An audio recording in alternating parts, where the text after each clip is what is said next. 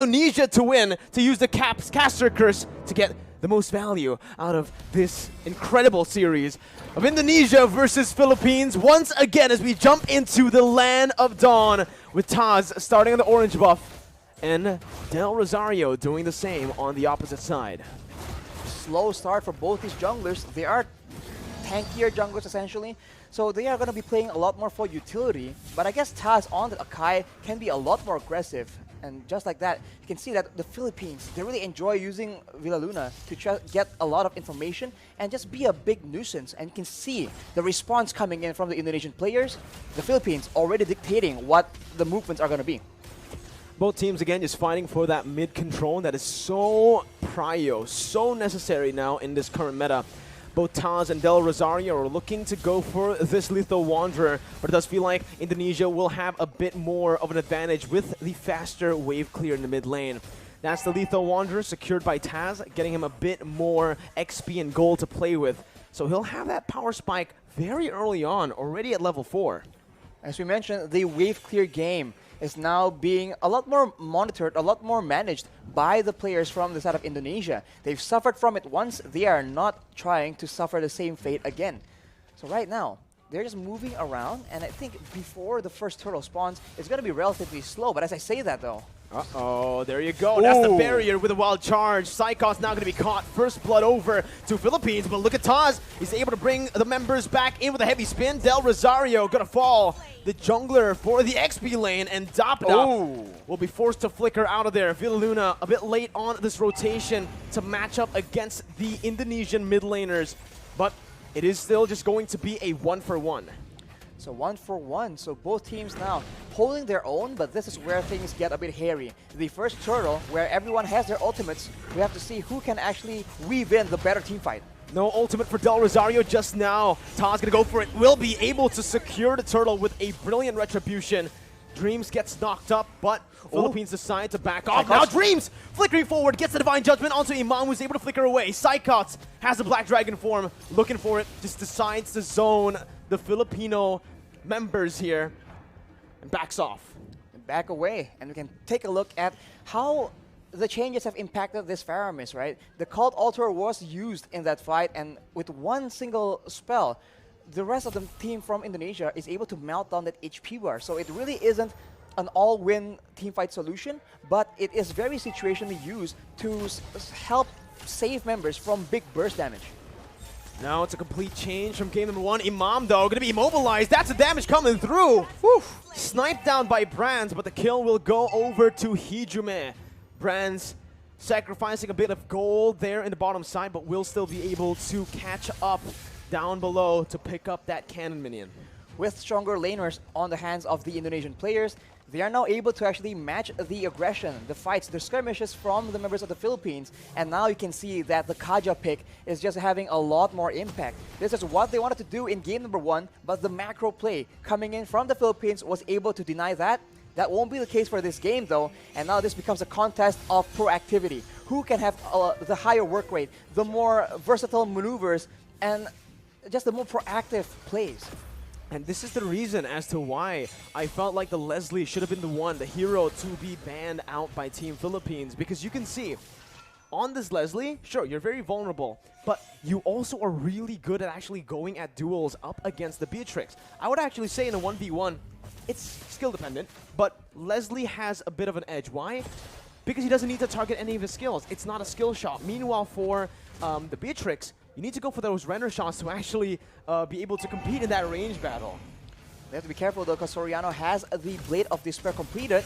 It will be a big factor in the next fight. The Turtle is being pressured for both teams, but it seems like the Indonesians will have a bit of a lead in the control game.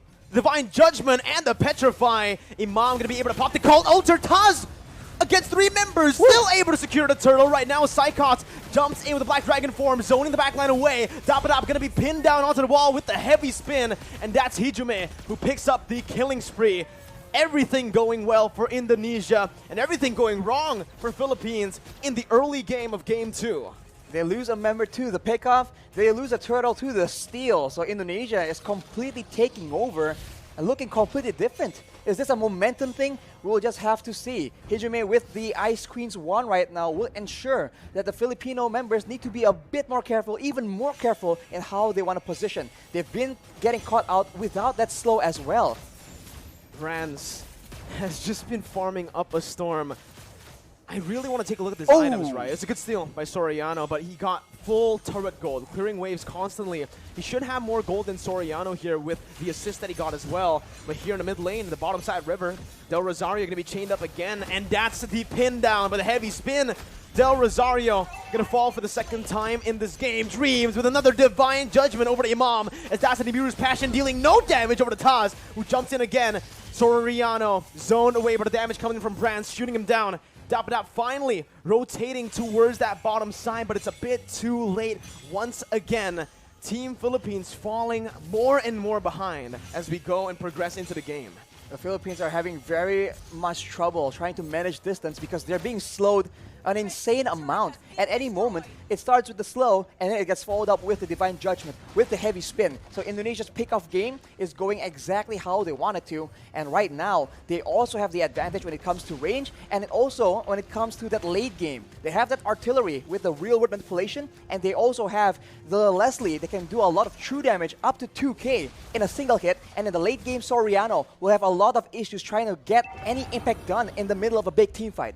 There's so much CC from Team Indonesia. There's a lot of survivability from Philippines, but they need to be able to utilize that crazy engage from the wild charge, and right now, it just doesn't feel like they are going to be able to. Taz there going for the turtle. That's going to be the real world manipulation that was popped into for Soriano to flicker out. They baited out the Cult Altar, and they baited out Villaluna into the other side of the wall. Mid lane turret going to be sieged down. Brands looking just to poke the Filipino members, but it's a good disengage by both teams. It's still a small victory for Indonesia with that turtle take. Look at how much movement, how much of a reaction you can see from the Filipino players whenever Psychots is on the map, whenever he makes an appearance. He wasn't even popping the Black Dragon from initially, and everybody was walking backwards in fear of that engage coming through. And when you are so focused like that, you are not looking at Taz with a heavy spin. You are not looking at Dreams waiting for that Divine Judgment. What I want to look at is definitely the items here for Brands, because I wonder how much gold he's actually gone this game. So far, he has been left untouched to free farm. And he's dealing so much damage. That's going to be the flicker over to Divine Judgment as well to find Del Rosario. The true damage does its work. Brands picks up the kill. Dapadap trying to look for a re-engage now, but only taunting Taz. Look at the poke put down by Brands. Dream's going to be in the midst of it all right now, as he is going to be able to dish out some damage to zone the other members away. Dream still there with Psychots from Psychots with a petrified to find Soriano, and the furious dive to get Imam low under the tier 1. Gunned down by Brands. It's a 2-0 trade for Indonesia. Unreal execution coming in from Indonesia right now. We thought that Psychots was the main distraction. He was the one coming in from behind. You barely notice it until it's way, way too late. Let's take a look at that replay right now. The fight was breaking up. There's a lot of action back and forth, and Psychots out of nowhere. The tower doesn't even matter because it's way too low. Indonesia able to actually push Philippines into a very uncomfortable position, and now with all the advantages when it comes to crowd control, when it comes to damage, they are looking at a cruising victory in game number 2. This is insane. Unreal. That's the word you can use for it, right? So much doubt for this Indonesian team after they qualified to represent Indonesia with only a week to prepare right after qualifying. Still able to play super well. And now they're rotating towards that top side. Taz soloing that lore. Del Rosario caught, no one there to help him out. Has to use the wild charge defensively and will lose out on a lot of HP. Brand still is able to get out, has the flicker. They're going to go in for another re-engage here. Just some poke down onto the frontliners. And you can see that true damage, Rashi.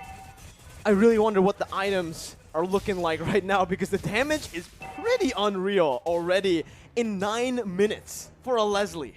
It comes with a true damage, and when you're concerned about the true damage, you can actually feel the burn coming in as well. Look at the items, as you mentioned. the Windtalker, the Endless Battle as well, allows him to get so much more burst damage initially, and after that, the Berserker's Fury allows him to dish out a healthy amount of DPS. On the other hand, you can see the Yve, right? Hijumi with the Glowing Wand, all these tanky members are taking percentage HP damage whenever he's dishing out these spells, and they are absolutely spammable, and the Siege game is dangerous. Luna going to be caught in that real-world manipulation. Imam as well, zoned away. The wave manipulation from Indonesia, absolutely phenomenal, as they are going to be able to use the Lord down below to pick up a turret. With Psychot zoning other members away with a Black Dragon form as well. That's base turret number 1 taken down. Top side pushing in, but Indonesia will decide to just play it slow. Clear out the mid lane and reset. They have an absolute advantage when it comes down to those siege situations. Having the Yave, having the Leslie means that you do not have to go and force those fights, because there's no other way for the Philippines to dish back that kind of damage. Soriano is the only solution they have, and at this point, when the only option you have, when you only have a single option, it becomes very easy for your opponents to try and adjust to that. But the Philippines, it seems like they are not willing to completely concede control just yet. They need to be very careful though, because the flank game, that flank game is just so on point from Indonesia right now. This is what we saw in Game 1, only just the opposite happening here in Game 2. Indonesia having control the whole 10 minutes early on. Philippines with a very similar flanking position here to look for something, but it's going to be a concealed play from Indonesia. And oh my god, Dream finds the Divine Judgment onto the best possible target. Soriano's out. Dapadap has to flicker out, but Psychos chases him down with a passive. Dapadap still surviving here. Only one member taken down, but that might just be the member that Indonesia needs to pick up some more base turrets. That high ground control is no longer available for Soriano. Dapadap trying to go in for some damage right there, but it's actually going to be petrified from Imam! He's going to be taken down. The wild charge in desperation. Villaluna in the back has to back off. It's an absolutely insane game and an insane performance from Indonesia as they knock Philippines down to the lower brackets. What